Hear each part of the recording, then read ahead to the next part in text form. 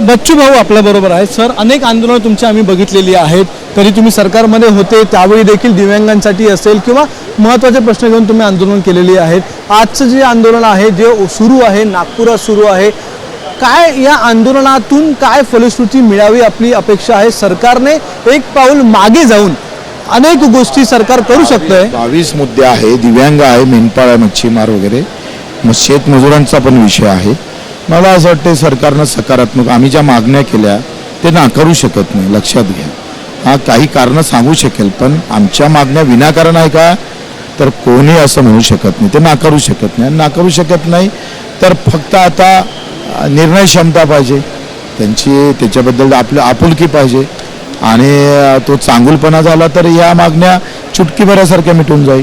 पण आज कर्जमाफीसाठी तुम्ही आलेले आहात, मुंबईमध्ये गेले 2-3 दिवस आंदोलन, शेवटी काल न्यायालयाने इंटरफेअर केलं, आज चर्चेला आलं.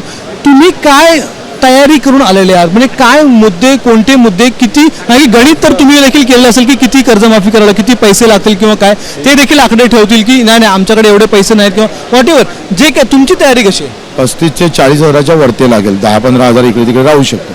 पण एकंदरीत काय झालंय, 2009 पासून राज्यानं कर्जमाफी केली तर 19 पर्यंत, एक महात्मा ज्योतिबा फुले आणि एक छत्रपती शिवाजी महाराज.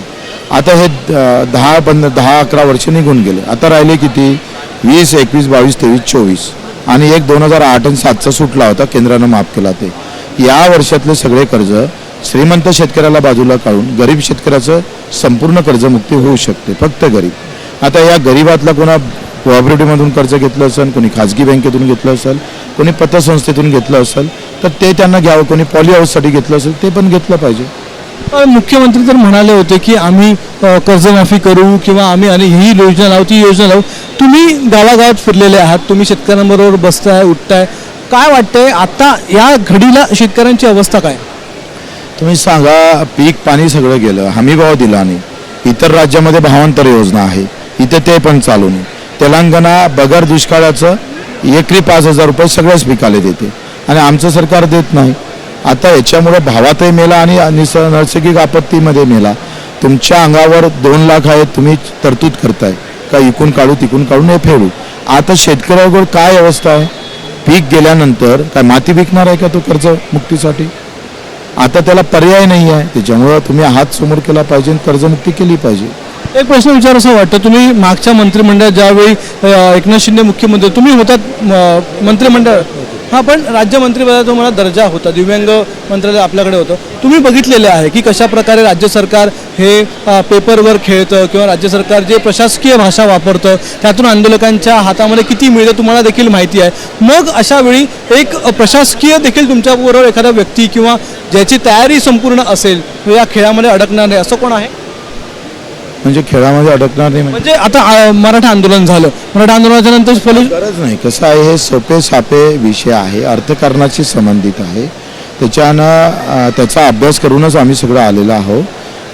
माझ्याजवळ मी पण जिल्हा मध्यवर्ती बँकेचा अध्यक्ष आहे, त्याच्यानं सगळे आम्ही त्याच्यातल्या बारकाव्या माहीत आहे. बाकी याच्यात तर आमचं आयुष्य गेलं हो लढण्यासाठी.